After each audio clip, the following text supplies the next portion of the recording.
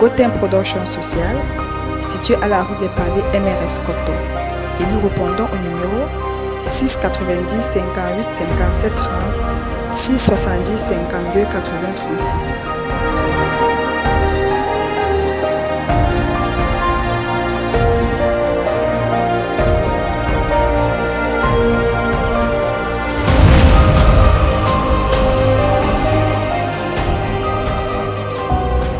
Bonjour mesdames et messieurs, chers internautes, et bienvenue à cette nouvelle émission de Gotham Production Sociale. Je suis Michael Amand, membre et responsable de Gotham Production Sociale, cette association qui accompagne ces démunis en matière de logement, de santé, de nutrition, mais surtout les réinsérer dans la société pour leur donner du sourire. Nous regardons ceci et nous nous reprenons tout juste après.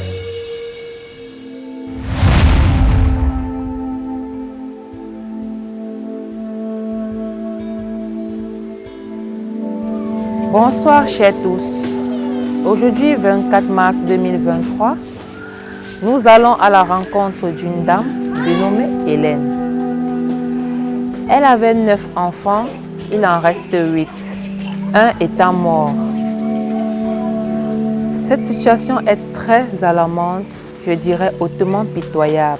Suivez mon regard.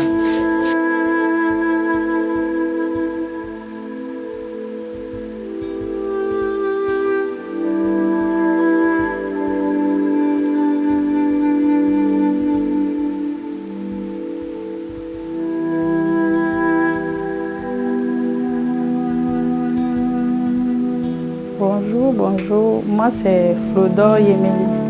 En fait, je suis la dame qui a rencontré la maman du bébé.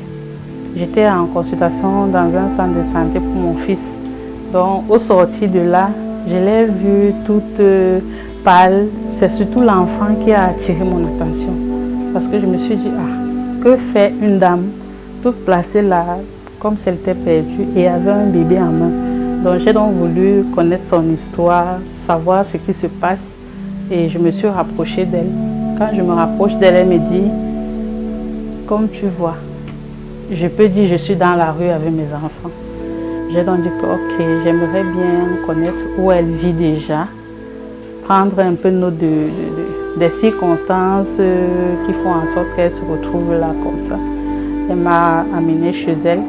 Quand j'ai vu vraiment, j'étais, en tant que maman en fait, je ne pouvais pas retenir mes larmes. J'ai écrasé une goutte de larmes juste en cachette, que pour qu'elle-même, elle ne voit même pas parce qu'elle pouvait voir et puis ça augmentait encore peut-être sa peine, ses émotions, sa douleur.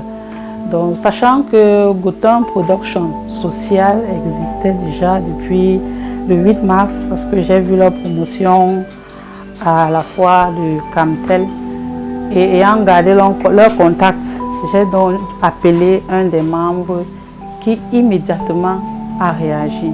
Et ça vraiment, par ma voix, j'aimerais que cette maman puisse sortir de ce pétrin-là. Aucune femme ne devrait vivre dans ces conditions avec ses enfants. Ça, vraiment, pour toutes celles qui se sentent mères et celles même qui ne se sentent pas mères, quand je dis sentir mères, qui n'ont même pas encore enfanté et que je sais que Dieu les bénira, qu'elles mettent la main sur le cœur afin de venir en aide à ses enfants. Parce que c'est pas évident de voir 2 enfants à la fois qui ont un périmètre brachial tellement ou en dessous de la moyenne. L'enfant de 6 ans reflète un enfant de 4 ans, un enfant de 3 ans. L'enfant de 11 mois est comme un bébé de 3 mois, 6 mois. Donc j'ai même pris la peine de lui prendre le bébé entre ses mains, entrer dans le centre de santé, peser ce bébé-là. Le bébé a 7 kg 100 à 11 mois. Vous voyez que c'est pas bon. Et quand j'arrive à la maison, à peine arrivée, J'ai vu la petite rentrer de l'école, toute sale et tout. En attendant l'arrivée de Gauteng, j'ai dû lui faire un peu de tresse pour qu'elle puisse comprendre que non, elle n'est pas seule avec sa mère. Elle a d'autres tantines, elle a d'autres mamans.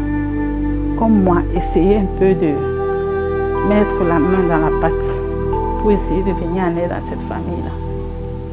Merci, je compte sur vous.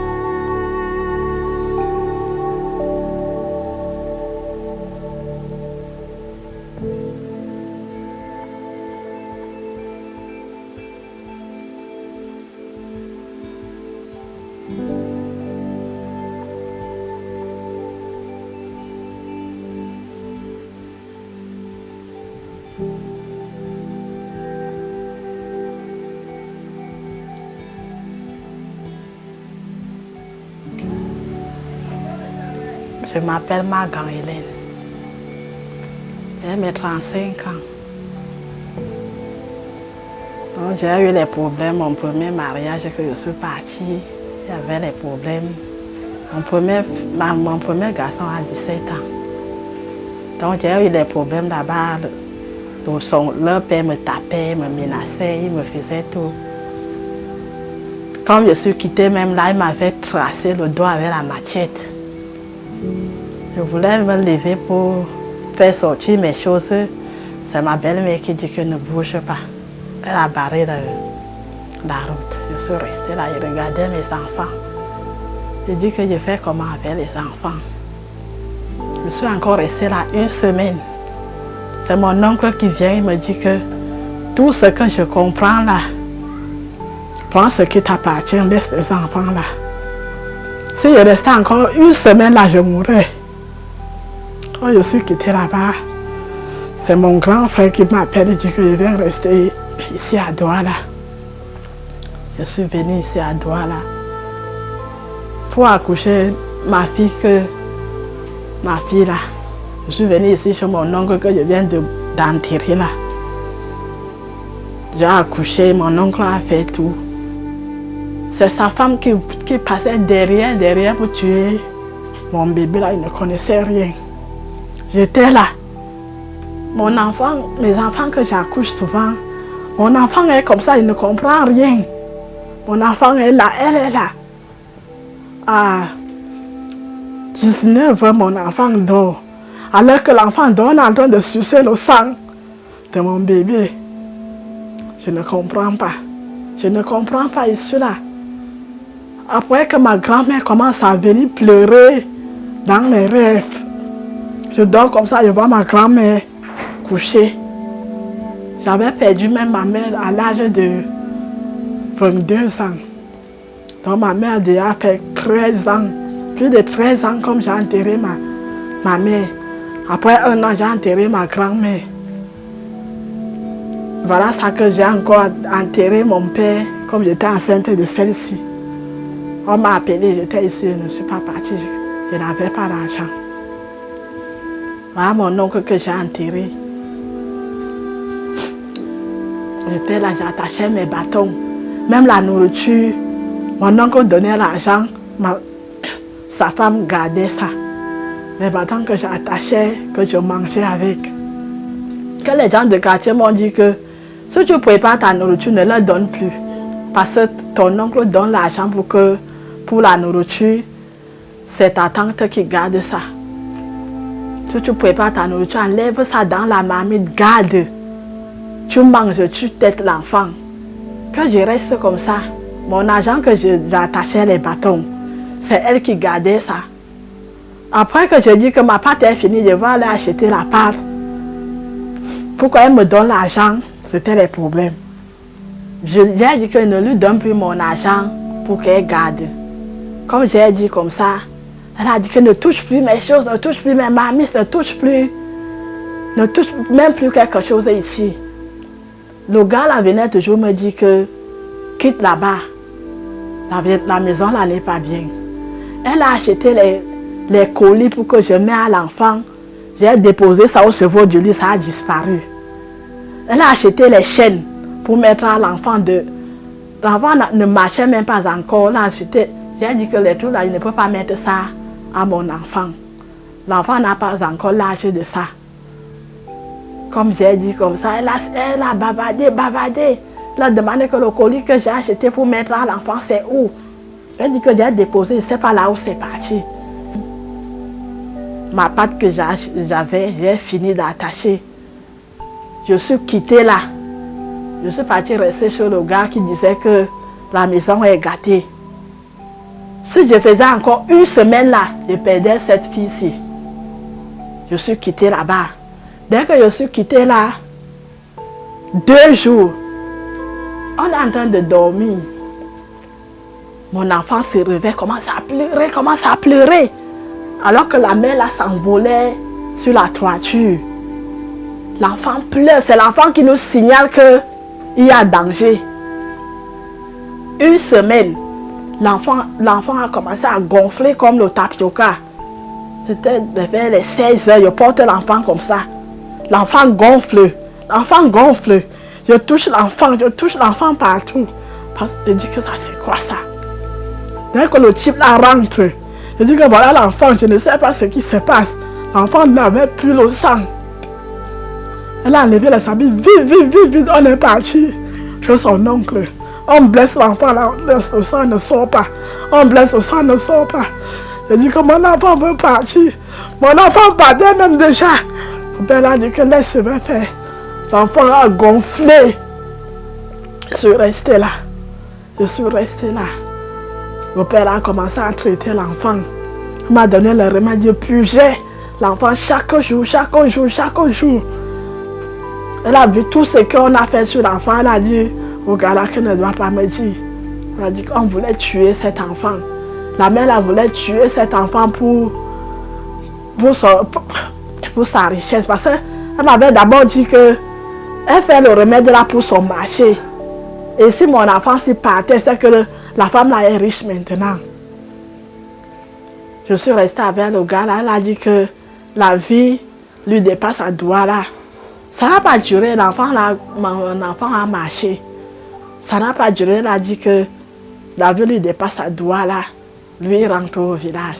J'ai fait un garçon avec le gars là, elle est rentrée avec son garçon. Je lui ai dit que je ne peux pas rester avec l'enfant parce que je ne fais rien. Je ne peux pas garder les 2 bébés. Je ne fais rien maintenant. Toutes ces choses-ci, c'est lui qui m'a laissé ça, le gars là.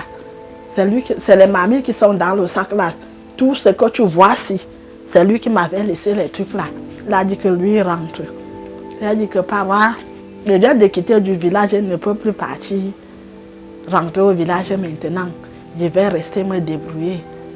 Je suis restée là, je faisais mes fruits noirs, je vendais mes arachides, je vendais.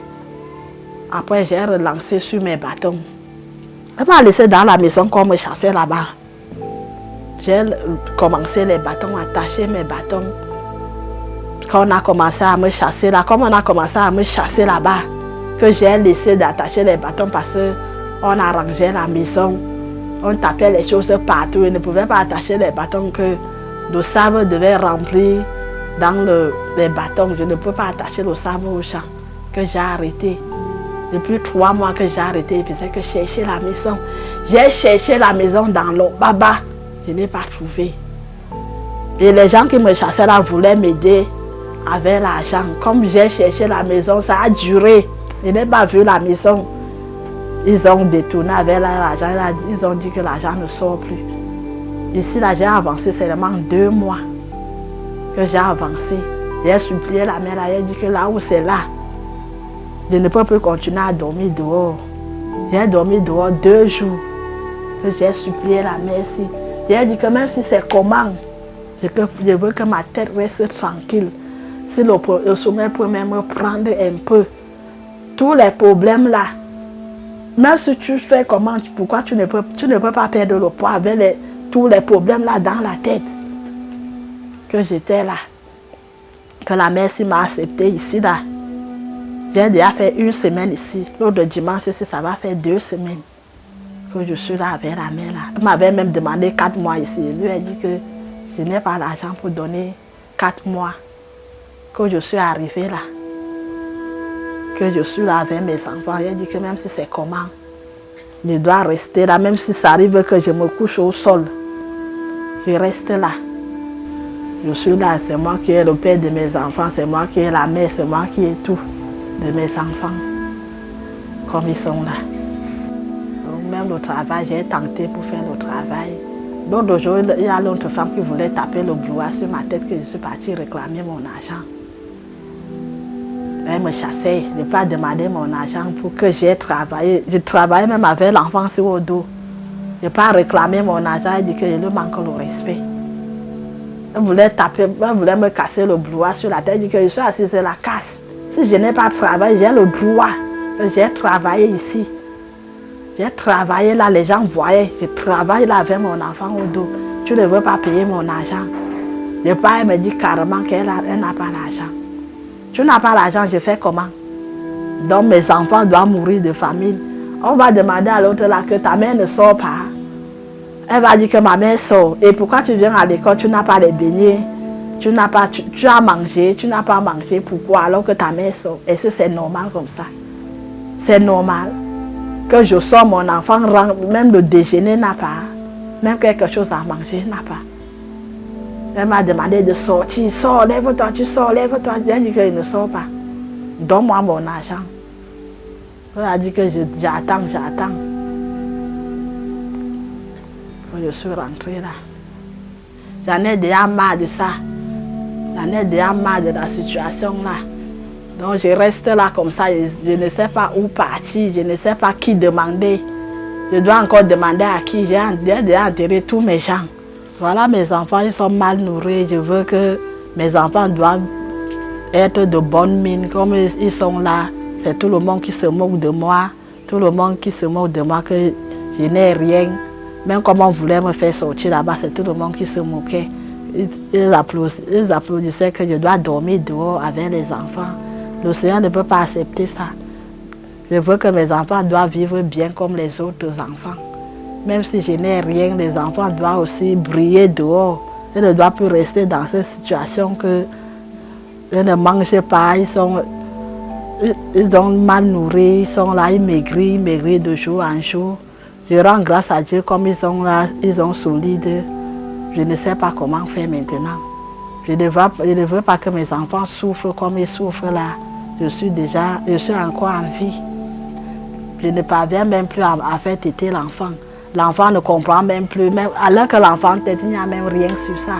Mes enfants font que maigrir. Je veux de l'aide qu'on peut m'aider pour les enfants. Surtout pour les enfants que je veux l'aide qu'on doit m'aider pour les enfants. Regardez mes enfants comme ils sont. Je ne sais plus comment faire sur les enfants. Je veux l'aide. Je veux qu'on m'aide pour les enfants. Et l'autre qui part à l'école doit avoir sa part de déjeuner chaque matin. Je ne veux plus qu'on demande à l'école que oh, toi tu n'as pas le déjeuner, pourquoi? Il doit aussi avoir sa part de déjeuner chaque matin et sa nourriture à midi. Parce que comme c'est là, voilà mes mamies, juste depuis hier, je n'ai rien mis dans la mamie jusqu'à aujourd'hui. Ils n'ont pas mangé. Je veux seulement de l'aide pour mes enfants. Je veux l'aide pour mes enfants, s'il vous plaît. Me voici devant vous. Je n'ai plus personne. J'ai enterré tous mes gens. Je ne sais pas quelqu'un qui va me venir en aide maintenant. Voilà mes enfants qui sont là. Je n'ai personne. Je n'ai personne que je peux m'accrocher à côté d'elle. Personne. Voilà mes enfants qui font que maigrir. La malnutrition, parce que je ne peux pas aller voler pour les nourrir. Si je n'ai pas, je reste dans mon coin, je prie seulement mon Dieu pour mes enfants.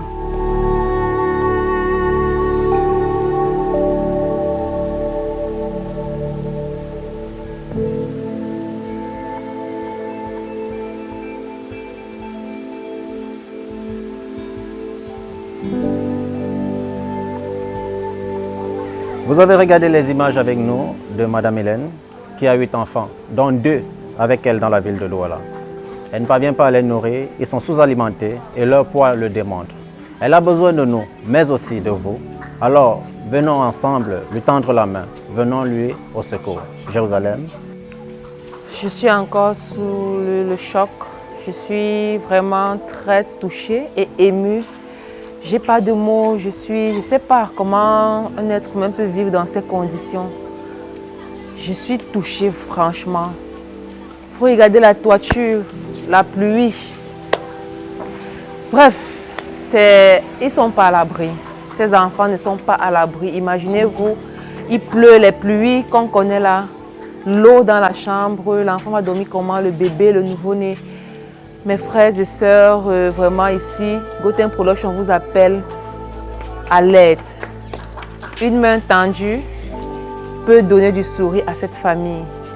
Ces 6 autres enfants sont au village. Vu qu'elle ne pouvait pas prendre soin de tout ce nombre, elle est restée avec 2 ici en ville. Alors toi qui m'écoutes, toi qui me regardes, juste un petit geste de ta part pour redonner le sourire à cette dame. Vous avez nos contacts sous le bas de page là. Vous pouvez contacter, c'est Orange Money, c'est MTN Money. Vous pouvez juste faire une main levée et ensemble nous pouvons redonner ce sourire à cette dame. Je comprends ton émotion, Jérusalem, et ça en fait beaucoup, rassurez-vous. Nous sommes là pour aller à la rencontre de ces cas pour vous. Gotham Production Sociale, au secours des sans secours. Ensemble, tendons-leur la main et redonnons-leur du sourire. Merci.